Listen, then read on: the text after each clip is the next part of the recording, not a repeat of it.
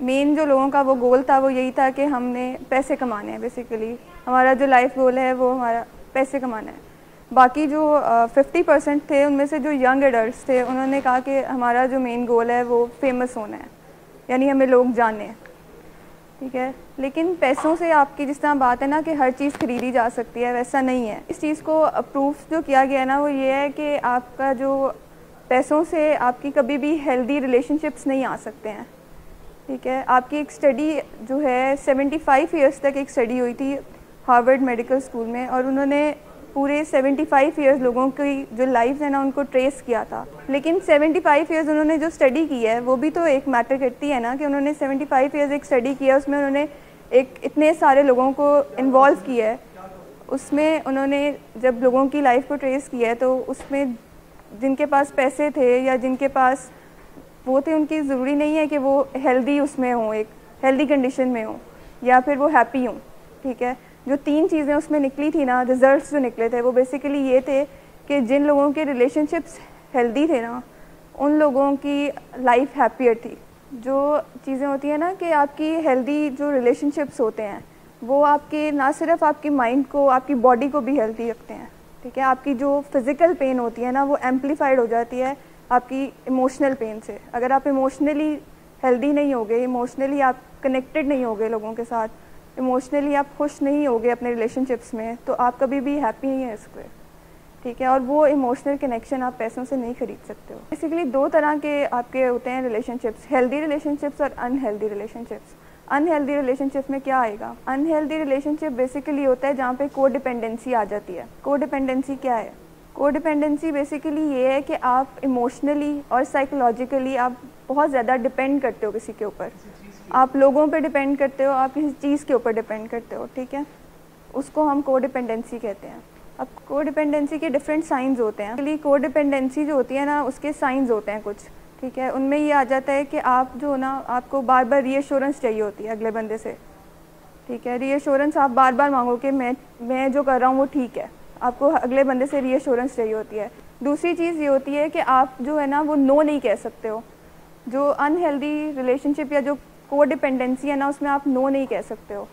ठीक है, आपको मतलब नो कहना कई जगहों पे बहुत ज़्यादा ज़रूरी होता है, क्योंकि अगर आप नो नहीं कहोगे तो आप हर वो चीज़ करोगे जो आपको नहीं करनी चाहिए। क्योंकि बाज़ दफ़ा आपको नो कहना पड़ता है ताकि अगला बंदा और आपकी बाउंड्रीज भी मेंटेन रहें और अगला बंदा भी एक हेल्दी रिलेशनशिप में रहे। ठीक है, तीसरी चीज़ होती है कि आप हमेशा कन्फ्लिक्ट से डरते हो कि मेरी वजह से कुछ ना हो, यानी मेरी वजह से कोई इसको मसला ना हो और मेरी वजह से जो है वो कोई झगड़ा ना हो। चौथी चीज़ जो होती है ना को डिपेंडेंसी की, वो ये होती है कि आपको लगता है कि अगले बंदे की ज़िंदगी के अंदर जो भी हो रहा है ना वो आपकी वजह से हो रहा है, यानी हर चीज़ के लिए आप रिस्पॉन्सिबल हो। अगर अगले बंदे की लाइफ में कोई चीज़ उसकी अपने किसी एक्ट की वजह से हो रही है तो आपको वो भी लगता है कि आपकी ही वजह से हुई है और आपकी ज़िम्मेदारी है कि आप उसको वो करो।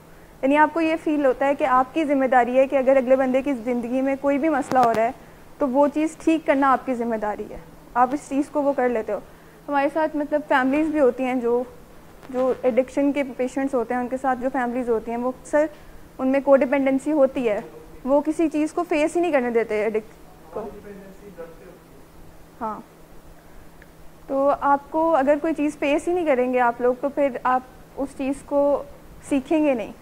ठीक है, तो आपने अगर किसी चीज़ से सीखना है उसके लिए ज़रूरी है कि आप उस चीज़ को फेस करो। अगर आप कॉन्सिक्वेंसेस फेस नहीं करते तो आपको पता कैसे चलेगा कि आप कोई चीज़ गलत कर रहे हो। कोई भी एक पेशेंट या कोई भी एडिक्ट जब एडिक्शन की तरफ जाता है तो वो कहता है कि मैं एक दफ़ा ये ड्रग कर लेता हूँ उसके बाद नहीं करूँगा, सिर्फ ट्राई कर रहा हूँ, या वो अपने आप को खुद तसल्ली देता है कि I will never use it again.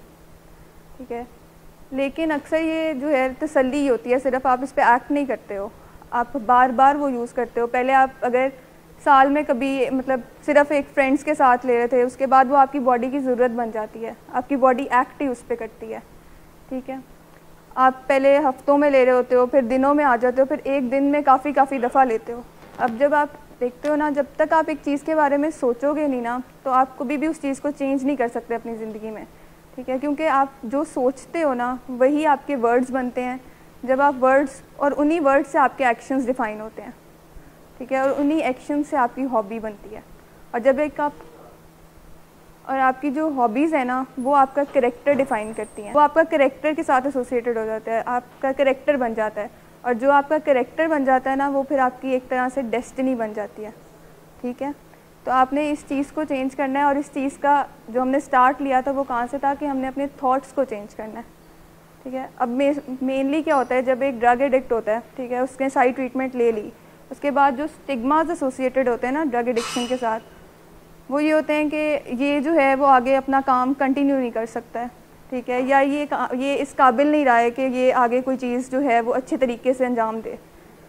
लेकिन इन चीज़ों को, इन स्टिग्मास को जो है ना वो ठीक करने के लिए ज़रूरी है कि आप जो है वो अपने थॉट को ठीक करो, थॉट्स को ठीक करो। जब तक आप अपने थॉट्स पे काम नहीं करोगे तब तक आप जो है वो आगे वाली चीज़ों पे नहीं आ। आपने अपने बेसिकली थॉट्स को चेंज करना है तो सारी चीज़ें चेंज हो जाएंगी। ठीक है, हम लोग क्या करते हैं कि हमें क्विक फिक्सेस चाहिए होते हैं। हम लोग कहते हैं कि हम लोग इग्नोर करना जो है ना वो हमारे लिए ईजी होता है, कि हमें पता चल रहा होता है कि ये चीज़ गलत है, स्टिल हम उस चीज़ को इग्नोर करके वो कर लेते हैं। और हम जो है ना एक्सेप्ट करना जो है वो मुश्किल होता है हमारे लिए। हम लोग क्विक फिक्सेस ढूंढते हैं कि अच्छा ये चीज़ ऐसे हो जाएगी, तो हम शॉर्टकट लेके ना वो चीज़ कर लेते हैं। जबकि आप अगर अपने लॉन्ग टर्म प्रोसेस के लिए, लॉन्ग टर्म रिकवरी अगर आपको चाहिए, तो आपको इन सारी चीज़ों को रीशेप करना पड़ता है, अपने थॉट्स को, अपने वर्ड्स को, अपने एक्शंस को, अपनी हॉबीज़ को। ठीक है, बहुत सारी चीज़ें हैं जो आपको डिफरेंट तरीक़ों से आपकी जो है डोपामिन सर्च दे सकती हैं। जिस तरह हेल्दी रिलेशनशिप्स जो हैं वो आपका एक डोपामिन सर्च का पार्ट ही है, कि अगर आप हेल्दी रिलेशनशिप में हो तो आपके अंदर सफिशेंट लेवल्स होते हैं डोपामिन के, तो आपको ज़रूरत नहीं पड़ती। आपका ब्रेन जो होता है ना वो ये नहीं कहता कि मुझे मज़ीद डोपामिन की ज़रूरत है। इसी तरह अगर आप कोई चीज़, कोई एक्टिविटी कर रहे हो, ठीक है, उसमें आपकी वॉक आ सकती है, कोई भी आप हॉबी जो आपको ठीक लगती है, यानी जो चीज़ आपको खुशी देती है, आप वो हॉबी मतलब अडॉप्ट कर लो, तो उससे भी ये हो सकता है कि आपके जो है, आपने बेसिकली अपने थॉट्स जो है ना उनको चेंज करना है। आपने न्यूरोनल पाथवेज जो हैं वो नए बनाने हैं। जो एग्जिस्टिंग पाथवेज हैं वो एकदम ख़त्म नहीं होंगे। तो ये नहीं हो सकता कि आप कहो कि मुझे क्रेविंग्स हो ही ना। ठीक है, मैं वही कह रही हूँ कि वो चेंज नहीं हो सकते। वो पाथवेज बने हुए हैं, वो रहेंगे, वो आहिस्ता आहिस्ता ठीक होंगे। आपने न्यू पाथवेज बनाने हैं, आपने न्यू वेज ढूंढनी है डोपामीन के लिए। ठीक है, आपने देखना है कि मुझे किस चीज़ से खुशी मिलती है तो मैं वो करूँ। आपने सारे अपने थॉट प्रोसेस को चेंज करना है, उससे ही आपका रिलैप्स, मतलब रिलैप्स नहीं होगा, आपकी रिकवरी बेहतर होगी और आपकी रिकवरी लॉन्ग टर्म होगी। लेकिन उसके साथ इन्होंने उस चीज़ को अवॉइड करना है ना। अब इन्होंने ड्रग्स को अवॉइड करना है, अपनी स्लिपरी प्लेसेस और स्लिपरी फ्रेंड्स को अवॉइड करना है। जब आप इन चीज़ों को निकाल दोगे तो आपकी जो एसोसिएशन है वो थोड़ी दूर हो जाएगी उन चीज़ों से। आप उन चीज़ों से एसोसिएशन जब कम होगी तो इन चीज़ों के साथ एसोसिएशन आपकी ज़्यादा हो जाएगी। ठीक है, उसके अलावा अगर कोई है जो कि अपने डिफरेंट जो यूज़ करता है तरीके, अगर सपोज क्रेविंग्स को मैनेज करने के लिए, आपने हमेशा ये देखना है कि आपकी इंटरवेंशन जब भी आप पढ़ोगे, आप एक दफ़ा पढ़ो, 2 दफ़ा, जब आपके दिमाग में ये चीज़ आती है, कोई थॉट आता है, कोई ड्रग से रिलेटेड थॉट आता है, कोई मूड चेंजेस आते हैं, तो आप सबसे पहले ये करो कि अपने इंटरवेंशन को पढ़ लो। तो यही होगा कि आपकी जो उसका रिज़ल्ट है वो आपके सामने होगा और आपके दिमाग में एक चीज़ आप फीड कर रहे हो कि ये चीज़ अगर आप ये करोगे तो इसका रिज़ल्ट ये है, तो आपका ब्रेन जो है वो खुद ही उस थॉट प्रोसेस को डाइवर्ट कर लेगा। और अगर कोई और थॉट प्रोसेस चल रहा होगा ऑलरेडी तो वो उसकी तरफ डाइवर्ट हो जाएगा।